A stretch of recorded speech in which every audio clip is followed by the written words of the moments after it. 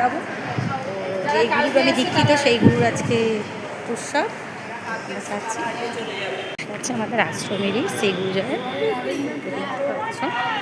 দেখো মেট্রো স্টেশনেও কত ভিড় দেখো। তো যাই হোক, এখন আমরা রিক্সায় বসে পড়েছি। এখান থেকে বসে এবারে যাবো আশ্রমে যাব। তোমাদেরকে দেখাচ্ছি আশ্রমের রাস্তাটা যাওয়ার পথটাও তোমাদেরকে দেখাচ্ছি।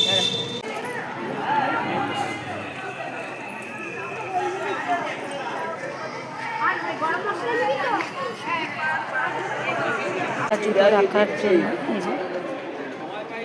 জুতো রেখে তারপরে তো যেতে হবে।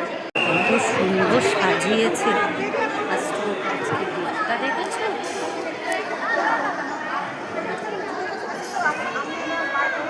কত ভিড় মানুষের, লাইনটা দেখো। কোথায় কত দূরে কি লাইন যাবে জানি না, হেঁটেই চলেছি। তো যাই হোক, হেঁটেই চলেছি, এত লাইন দেখছো, কত দূর লাইনটা পড়েছে দেখো। খিদে পেয়ে গেছে, একটা কাপড় দেখি, বৌদি বললো তো অন্তত কাপড়ই খেয়ে নিতে। কত লাইন দাঁড়িয়ে আছে, বৌদি লাইনে দাঁড়িয়ে আছে, বিশাল লাইন।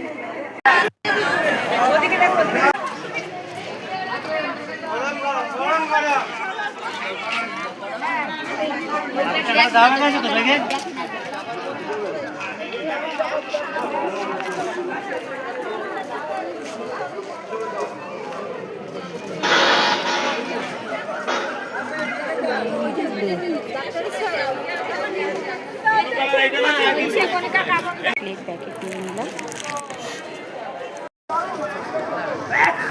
দিক যেদিকেই তাকাই খালি মেলা দেখো, কত কিছু বসেছে।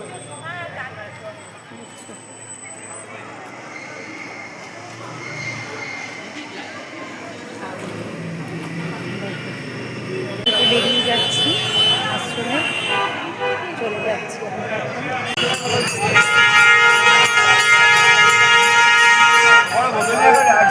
পাশের গীতাঞ্জলি মেট্রো স্টেশন চলে এলাম, এবং মেট্রো ধরবো। এই যে চলেই এলাম মেট্রো স্টেশন।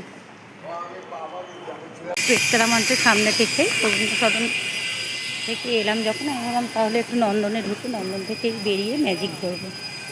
এখানে মনে হচ্ছে কোনো প্রোগ্রাম হবে, দেখো প্যান্ডেল হচ্ছে, কাজ চলছে ডেকোরেশনের। অনেক দিন আসা হয় না, এলাম যখন ভাবলাম এই পথ থেকেই যাই, তাহলে একটু ঘুরে করে আসলাম। দেখো কত সুন্দর সবাই বসে আছে, বিকালের আড্ডাটা। আমরা তো আর আসার সময় পাই না।